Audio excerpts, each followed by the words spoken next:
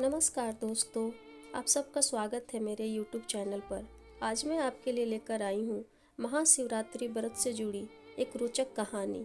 महाशिवरात्रि एक बड़ा पर्व माना जाता है, तो आइए आज महाशिवरात्रि से जुड़ी एक व्रत कथा सुनते हैं। एक बार की बात है, चित्रभानु नामक एक शिकारी था जो जानवरों की हत्या करके अपना परिवार चलाता था। वो शिकारी एक साहूकार का ऋणी था, लेकिन ऋण समय पर न चुका सकने पर क्रोधित साहूकार ने उसको शिव मठ में बंदी बना लिया था। संयोग से उस दिन शिवरात्रि थी। बंदी शिकारी मठ में शिव से जुड़ी धार्मिक बातें सुन रहा था। वहीं उसने शिवरात्रि व्रत की कथा भी सुनी। शाम होने पर साहूकार ने शिकारी को बुलाया और ऋण चुकाने के लिए पूछा, तो शिकारी अगले दिन सारा ऋण लौटाने का वचन देकर वहां से चला गया। शिकारी जंगल में शिकार के लिए निकला, लेकिन दिन भर बंदी रहने के कारण वो भूख प्यास से व्याकुल हो उठा। सूर्यास्त होने पर वह एक जलाशय के पास गया, जहाँ एक घाट के किनारे एक पेड़ पर थोड़ा सा जल पीने के लिए लेकर चढ़ गया।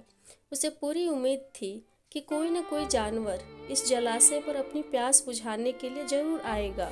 जहाँ वो शिकारी आराम कर रहा था, वो पेड़ बेलपत्र का था और उसी पेड़ के नीचे शिवलिंग भी था, जो सूखे बेलपत्रों से ढके होने के कारण दिखाई नहीं दे रहा था। भूख और प्यास से थका वो उसी मचान पर बैठ गया। मचान बनाते समय उसने जो टहनियाँ तोड़ी, वे संजोग से शिवलिंग पर जा गिरी। इस प्रकार दिन भर भूखे प्यासे शिकारी का व्रत भी हो गया और शिवलिंग पर बेलपत्र भी चढ़ गए।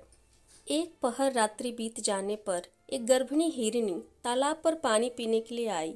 शिकारी ने धनुष पर तीर चढ़ाकर जैसे ही प्रत्यंचा खींची, उसके हाथ के धक्के से कुछ पत्ते और कुछ जल की बूंदें शिवलिंग पर जा गिरी और अनजाने में ही शिकारी की पहले प्रहर की पूजा भी संपन्न हो गई। हिरनी बोली, मैं गर्भिणी हूँ, शीघ्र ही प्रसव करूँगी। तुम एक साथ दो जीवों की हत्या करोगे, जो ठीक नहीं है। मैं बच्चे को जन्म देकर शीघ्र ही तुम्हारे पास वापस आ जाऊंगी, तब मुझे मार लेना।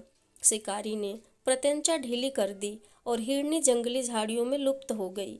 कुछ ही देर बाद एक और हिरनी उधर से निकली। शिकारी ने फिर धनुष पर बाढ़ चढ़ाया। कुछ बेलपत्र फिर से उससे अनजाने में ही नीचे शिवलिंग पर जा गिरे। इस तरह से उसकी दूसरे प्रहर की पूजा भी हो गई। तब उसे देख हिरनी ने विनम्रता पूर्वक निवेदन किया कि मैं थोड़ी देर पहले ऋतु से निवृत्त हुई हूँ, अपने प्रिय की खोज में भटक रही हूँ। मैं अपने पति से मिलकर शीघ्र ही तुम्हारे पास वापस आ जाऊंगी। शिकारी ने उसे भी जाने दिया, लेकिन 2 बार शिकार को खोकर वो परेशान हो गया। रात्रि का आखिरी पहर बीत रहा था, तभी एक दूसरी हिरनी अपने बच्चों के साथ उधर से निकली। शिकारी धनुष पर तीर चढ़ाकर छोड़ने ही वाला था कि वह बोली, मैं इन बच्चों को इनके पिता को देखकर तुम्हारे पास तुरंत लौट आऊंगी।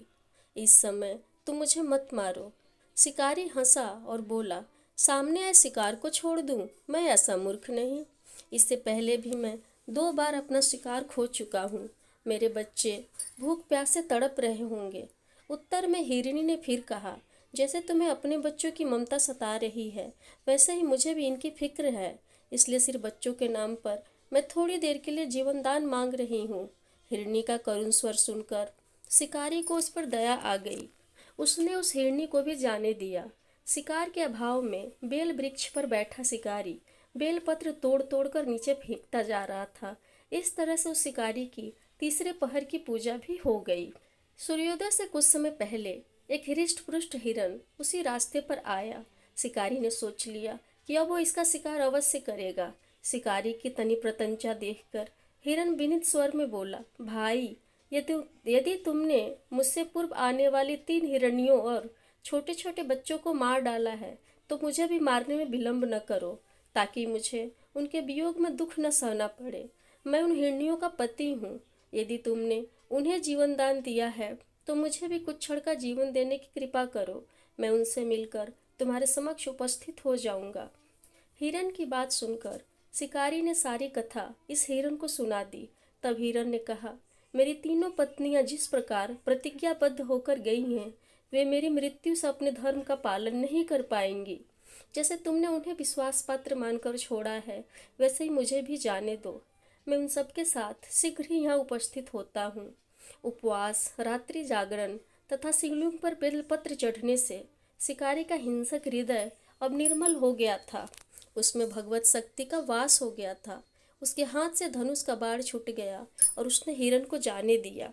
थोड़ी ही देर बाद वह हिरण सपरिवार शिकारी के समक्ष उपस्थित हो गया, किंतु जंगली पशुओं की ऐसी सत्यता, सात्विकता और सामूहिक प्रेम भावना देखकर शिकारी को अपने पर ग्लानि हुई। उसके नेत्रों से आंसू की झड़ी लग गई। उस हिरण के परिवार को न मारकर शिकारी ने अपने कठोर हृदय को जीवन हिंसा से सदा के लिए हटा लिया।